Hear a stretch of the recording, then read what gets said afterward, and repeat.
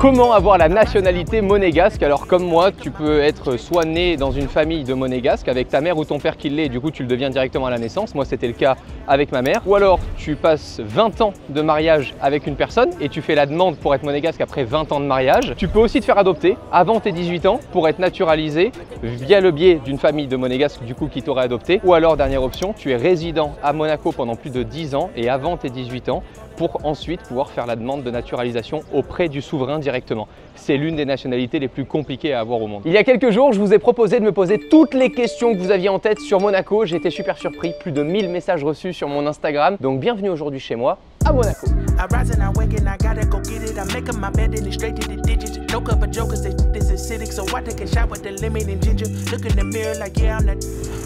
Est-ce qu'il y a des lois improbables à Monaco? Oui, j'en ai noté 3. La première, c'est qu'on ne peut pas se mettre torse nu ou se balader torse nu même s'il fait chaud sur la voie publique. Vous risquez 38 € d'amende. Il y a aussi le fait d'utiliser un drone. Ça, vous oubliez direct. J'ai lu qu'on risquait entre 6 jours et 1 mois de prison avec 9000 € d'amende. En gros, si t'es pas un professionnel, tu oublies, tu fais pas voler ton drone à Monaco. Tout ce qui est images, photos et autres, ils sont super stricts. Donc même un trépied, par exemple, t'évites de prendre ton trépied à Monaco. Nous, on a une petite caméra de touriste ou un iPhone, ça va très bien. Et même si on est devant le lieu le plus mythique de Monaco, le casino de Monaco, je peux pas rentrer pour jouer. C'est interdit aux monégasques. Les monégasques ne peuvent pas jouer aux jeux d'argent à Monaco. C'est pour que les citoyens ne perdent pas leur argent dans les jeux de casino.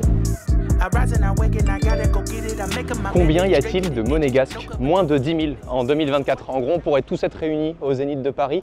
Il y a une condition quand même, c'est qu'on soit tous debout. On sait que les monégasques aiment quand même bien leur confort. Est-ce qu'on peut boire un Monaco à Monaco? Oui, mais le cocktail n'a pas été créé ici. Qui est-ce qui dirige Monaco? Pour moi, ça me paraissait logique, mais a priori pas. C'est le prince Albert II de Monaco, qui est le chef de l'État. Il exerce ses pouvoirs dans le cadre de la constitution de la principauté et des lois. Et en fait, concrètement, il est à la tête du pouvoir exécutif et à l'initiative des lois qui sont ensuite votées par le Conseil national. Anecdote, est-ce que vous saviez que la police de Monaco avait carrément des scooters des mers? Est-ce que les monégasques votent parfois? Oui, on vote pour le Conseil national. En fait, c'est tout simplement le Conseil qui va approuver ou désapprouver les lois que souhaite passer le prince de Monaco, puisque Monaco n'est pas une monarchie absolue, mais une monarchie constitutionnelle, ce qui fait que le prince n'a pas non plus tous les pouvoirs. Est-ce que la peine de mort existe à Monaco? Non, heureusement. J'ai eu beaucoup de questions sur la prison, ça m'a surpris. Peut-être une prochaine vidéo visite de prison. Thibaut InShape like trop, non? Est-ce qu'il y a le mariage pour tous à Monaco? Depuis 2019 seulement, c'est l'un des derniers États européens à avoir adopté la loi pour officialiser l'union civile, donc les couples homosexuels peuvent enfin s'unir ici à Monaco. Que se passe-t-il si un pays décide d'attaquer militairement Monaco? Monaco est sous protection française depuis 1918, donc attaquer Monaco, ça serait comme attaquer le territoire français, ce qui entraînerait des réponses diplomatiques de l'État français, mais aussi de l'OTAN. Et ici, la seule unité militaire, c'est la compagnie des carabiniers du prince. De quoi pourraient avoir besoin les monégasques? D'un yacht électrique et connecté, ça j'ai pas. Tu peux aller sur romainshop.shop avant de faire tes achats sur Amazon et Apple, c'est un lien affilié, ça arrive directement chez nous. romainshop.shop et puis tu t'abonnes à la chaîne, comme ça on se retrouve dans les prochaines vidéos. Regarde Romain, on voit le petit Tesla là on a roulé avec. C'est incroyable, il me manque celui-là. Il est beau en full matin comme ça, c'est une belle config. À quand un retest? Avec des abonnés peut-être la prochaine fois, on va inviter des gens, non?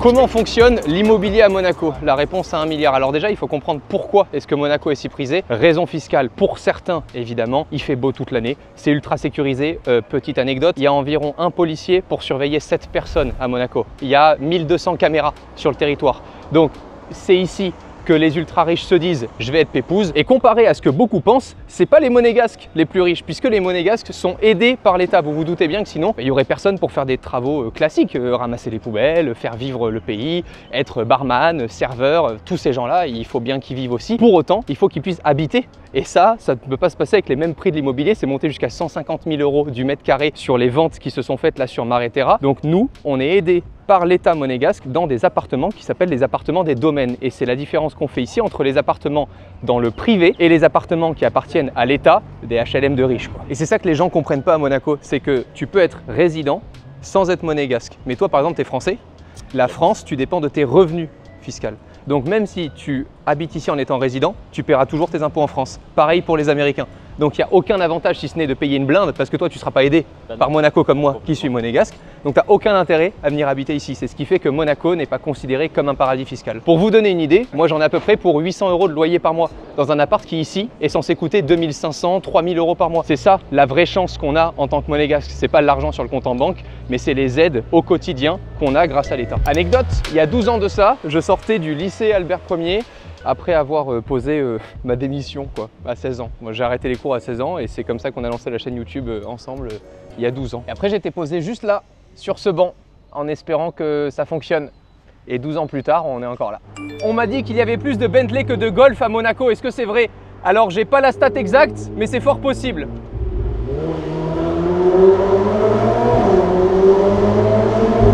Est-ce que Monaco va s'agrandir? Oui, il y a toujours de plus en plus de monde à Monaco, ça fait 2,2 km², à un moment ça doit s'étendre, et sachant que Monaco a des eaux territoriales sur 22 km. Il y a une blague entre les monégasques qui dit qu'un jour on ira en Corse à pied. Là il y a un nouveau quartier, ça s'appelle Mare Terra, c'est juste colossal, 110 appartements, 10 villas, 600 mètres de pistes cyclables, un parc public, tout ça c'est construit sur la mer, hein. C'est juste pour réaliser, donc là c'est la nouvelle étendue sur la mer. Regarde le chantier énorme, t'imagines que là la mer elle s'arrêtait juste là, il y avait strictement rien avant, et ils ont carrément construit un tout petit port pour accueillir des annexes de bateaux ou des tout petits yachts. Et en fonction là des résidents, tu auras accès carrément à une piscine de l'eau de mer. Tu as l'eau de la mer qui est directement traitée avec une piscine d'eau de mer devant. Ah, c'est dingue. Et là, il faut imaginer des boutiques, des quartiers, enfin le quartier quoi, quartier Mare Terra. Ils ont créé un quartier sur l'eau. C'est un projet à plus de 2 milliards d'euros. Toute l'architecture a été confiée à Renzo Piano et à l'agence Valode et Pistre. Je sais que vous aimez bien l'architecture, surtout quand on parle de nouvelles technologies. Et croyez-moi que là-dedans, c'est bourré de nouvelles tech. Ne serait-ce que pour construire sur la mer, ça a été un chantier de malade.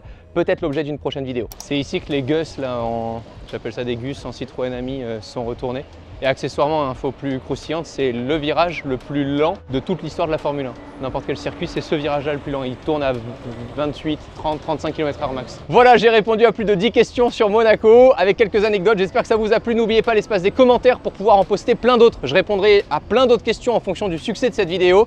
Je vous dis à très bientôt. N'oubliez pas de vous abonner à la chaîne pour suivre tout ça. Salut!